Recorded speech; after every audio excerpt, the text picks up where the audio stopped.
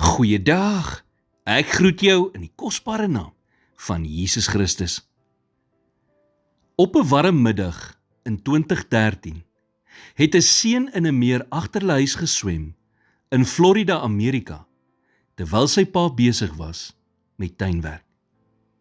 Die pa merk toe op hoe 'n Amerikaanse krokodil agter die seun aanswem en het toe vir sy seun geskree om te draai. Net toe die seun sy pa bereik, het die krokodil die seun aan die been gegryp, terwyl die pa die seun aan die arms gegryp het. Die krokodil was vasberade, maar die pa het net geweier om te laat gaan. 'n Boer wat verbygery het die geskreeu gehoor, uit sy vragmotor gespring en die reptiel geskiet. Merkwaardig genoeg het die seun oorleef.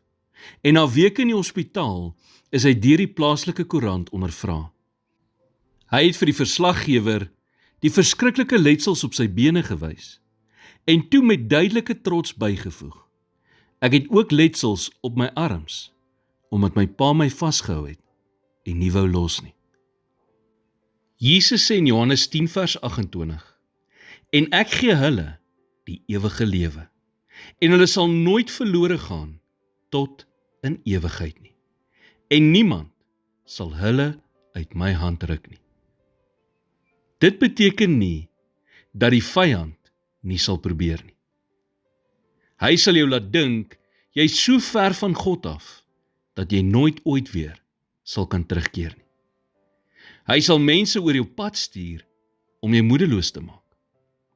Hy sal jou in die versoeking bring om van God af weg te beweeg. Maar wanneer jy aan God behoort, kan niemand jou uit sy hand uitruk nie.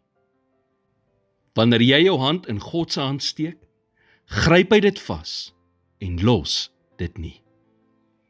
Jy voel dalk lus om soms te laat gaan, maar God sal nooit.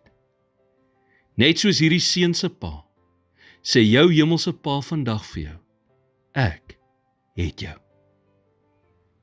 Here, dankie vir die versekering dat niks my van u liefde kan skei nie. Help my om aan hierdie waarheid vas te hou, veral gedurende moeilike tye.